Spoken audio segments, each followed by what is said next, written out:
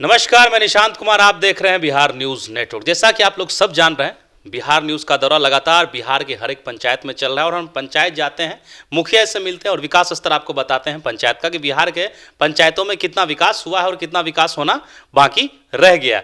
उसी सब सिलसिले को लेकर हम फिर से पहुंच चुके हैं एक और पंचायत में, पंचायत की बात करने के लिए।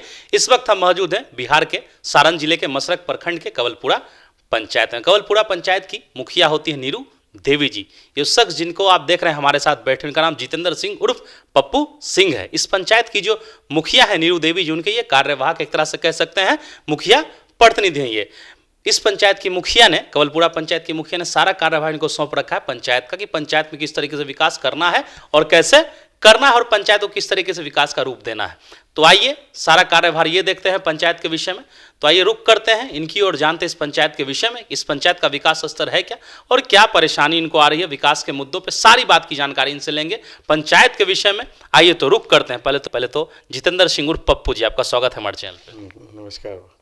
सबसे पहला सवाल हम ये जानना चाहेंगे, कैसी स्थिति अभी चल रही है आपके पंचायत की? पंचायत में स्थिति तो ठीक ही है सर, मतलब सब दृष्टिकोण से, लेकिन हमारे पंचायत में नल जल का व्यवस्था खराब है। कैसी स्थिति है अभी नल जल की? दयनीय स्थिति है। किस तरीके से दयनीय? मतलब किस तरह से वो 13 पंचायत है। जब से पीएचडी को सुपुर्द किया गया तब से स्थिति दयनीय है। स्थिति और दयनीय हो गया है सर। अच्छा, पीआरडी के अंतर्गत आता तो ठीक थी? ठीक थे, मिला जुला के हम लोग घींच घाँच करके ले चल रहे थे सर। चल रहे थे। लेकिन अब तो स्थिति और दयनीय हो गया है।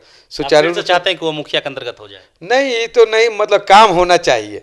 नल जल का पानी सभी किसी को मिलना चाहिए। मतलब आपका ये कहना है कि वो किसी के अंदर रहे लेकिन सुचारू रूप से पंचायत में काम होना चाहिए, पंचायत के लोग को लाभ मिलना चाहिए। बात करते हैं प्रधानमंत्री आवास योजना, कितने लोग को लाभ मिला अभी तक आपके पंचायत में? हमारे पंचायत में अभी तक मेरे मतलब इसमें मात्र 30 आदमी को अभी मिला है, जबकि अभी लाइन में हैं लोग कम से कम 250 आदमी सर। अभी तक 30 आदमी को मिला? 30 आदमी को मिला। अभी तक प्रतीक्षा रखते हैं। अभी तक चल रहा है? हाँ, बस 15वीं और 6वीं योजना की अगर हम बात करें तो क्या क्या आपने कार्य करवाया है? 15वीं से हम सर एक नाला का काम करवाए हैं और 6वीं से सर एक नाला और पिच का सर।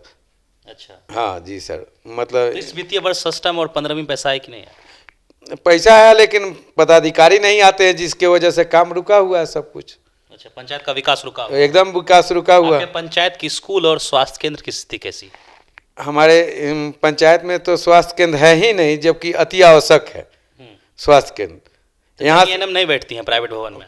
कभी भी नहीं बैठती हैं सर। कभी नहीं बैठती? नहीं बैठती हैं सर। मतलब उप स्वास्थ्य केंद्र है ही नहीं आपके पंचायत में? हमारे पंचायत में है ही नहीं। एक सरकार भवन है, उस पर तो पदाधिकारी आते ही नहीं है, जबकि कितने बार हम बीपीआरओ मैडम को, बीडीओ साहब को कह चुके, आवाज उठाते हैं, इस पर कोई ध्यान नहीं दिया जा रहा है। स्कूल की कैसी स्थिति? स्कूल की स्थिति अभी तो हमारे माननीय के पाठक आए हैं तो उनके डर से कुछ लोग समय पर आ रहे हैं सर। कुछ लोग आ रहे हैं? हाँ जी, कुछ लोग अभी पूर्ण रूप से पूरा लोग नहीं आ रहे हैं? नहीं, अभी पढ़ाई रफ्तार नहीं पकड़ा है। अच्छा, मतलब जितना होना चाहिए अच्छी व्यवस्था, उतनी अच्छी व्यवस्था नहीं हो पाई। कि हम भी उसी स्कूल के प्रोडक्ट हैं, बुनियादी विद्यालय के। तो वहाँ पर पहले हुआ करते थे 700-800 बच्चे रहते थे, अभी मात्र काउंटिंग कीजिए तो 100 भी पूर्णे में दिक्कत है। जबकि कस्तूरबा विद्यालय है, उसका भी स्थिति दयनीय है। पंचायत के जो भी बच्चे हैं वो शिक्षा पाने में असमर्थ हैं अभी? असमर्थ हैं, काहे कि सही मतलब कोई भी स्कूल में जाते हैं तो पढ़ाई असमर्थ इस रूप से क्योंकि टीचर टाइम नहीं आ रहे हैं, टाइम टेबल से नहीं, और उससे योग शिक्षक है नहीं, और योग शिक्षक भी नहीं है। नहीं है। मतलब जितनी आपके पंचायत की स्कूल हैं, 12th कितने क्लास से पढ़ाई होती है? मतलब हाई स्कूल भी है सर, लेकिन उसका भी स्थिति दयनीय है सर। अभी उसका तो मतलब बच्चों लोगों का संख्या बढ़ा है आने का, उपस्थिति, लेकिन 12th की पढ़ाई होती है कि नहीं जी? 12th की पढ़ाई होती है कि नहीं? नहीं, 12th की पढ़ाई नहीं होती। 12th की पढ़ाई नहीं होती। मतलब जितने भी शिक्षक, आपका ये कहना है वो योग्य नहीं है पढ़ाने के? नहीं है। उसमें से मतलब 100 में से 1-2% ही ठीक है सर। अच्छा जी सर। शिक्षा लेने से लोग वंचित रह जाते? बस इसके मतलब घोर अभाव है हमारे पंचायत। अच्छा, पंचायत जाते होंगे अभी, लोगों से मिलते होंगे, क्या मुख्य समस्या निकल कर आ रही है सामने? मुख्य समस्या यही है, आपको इसी को मतलब राशन कार्ड का मुख्य समस्या है हमारे यहाँ। अमीर लोगों को राशन उठाते हैं लेकिन गरीब को नहीं मिलता है जिसको मिलना चाहिए सर। अच्छा, जिनको सही में नीड है, हाँ, जिनको सही में चाहिए राशन कार्ड, उनको नहीं मिल पाता है सर। जिनको नहीं जरूरत है राशन कार्ड की, वो लाभ उठा रहे हैं सर, लाभ उठा रहे हैं सर। तो इसके लिए आप कहीं आवाज उठाएं? आवाज उठाएं, हम बार बार दिन रात कहते हैं सर। फिर भी लेकिन कोई सुनने वाला कोई सुनवाई नहीं है सर। एक बार एमओ साहब से ब्लॉक में ही मतलब मीटिंग में ही तू मैं हो गया था इसी वजह से। सरकारों को लेके क्या कहना चाहेंगे? सरकार से कोई शिकायत आपको पंचायती राज को लेके? पंचायती राज से शिकायत क्या करेंगे सर? शिकायत अभी कुछ ध्यान दे दे रही है सरकार, तो हम लोग क्या शिकायत करें सर? किस प्रकार का ध्यान चाहते हैं? कि मतलब जो कुछ हमारे मतलब जैसे उप स्वास्थ्य केंद्र हो, स्कूल पर ध्यान दिया जाए, तो सब काम जिस तरह पड़ा हुआ है।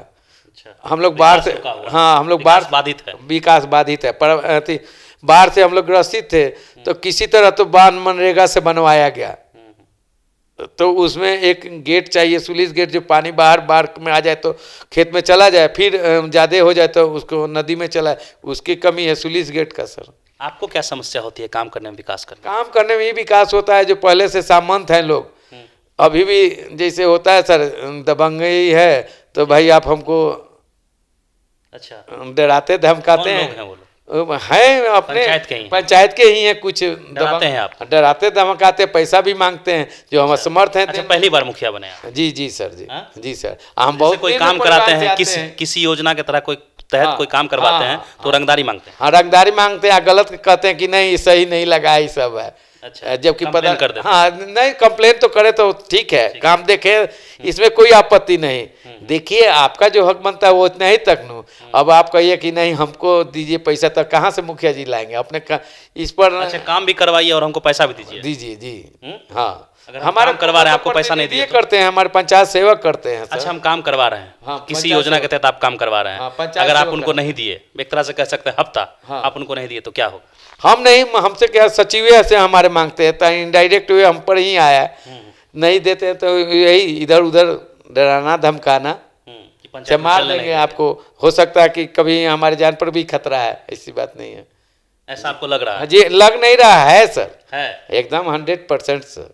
क्योंकि ऐसा कह सकते हैं आम भाषा में, हफ्ता नहीं दिया। हाँ नहीं दिया तो इसके लिए है, इसके लिए है। हाँ सर, वो हम वक्त आएगा तो हम नाम भी रख देंगे। अच्छा जी सर। मुखिया के सुरक्षा को लेकर कुछ कहना चाहेंगे? मुखिया जी के लोग का सुरक्षा अपने से स्वयं ना, अगर हम लोग ना करें तो सरकार के तरफ से तय करे। एक बार थाना में भी फोन किया जाता है, कोई मामला हो जाता है तो जल्दी नहीं थाना आती, जल्दी नहीं आती।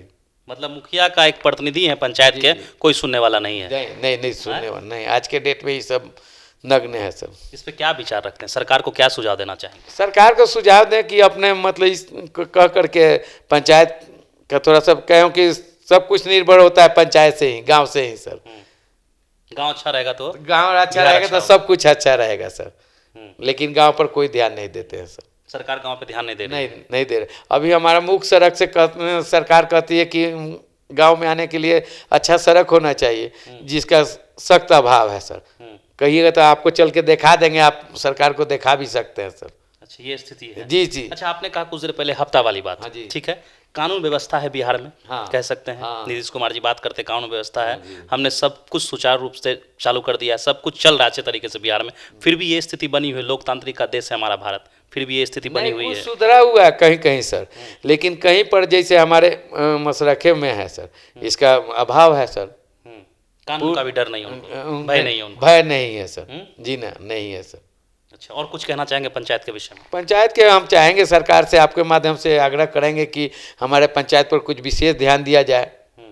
और क्या। चलिए, धन्यवाद। तो ये थे हमारे साथ मुखिया जी के कार्यवाहक, सारी बातें उन्होंने बताई है पंचायत के विषय में, मुख्य रूप से क्या क्या इन्होंने समस्या गिनाई है आप सुने होंगे पूर्व में वीडियो के माध्यम से।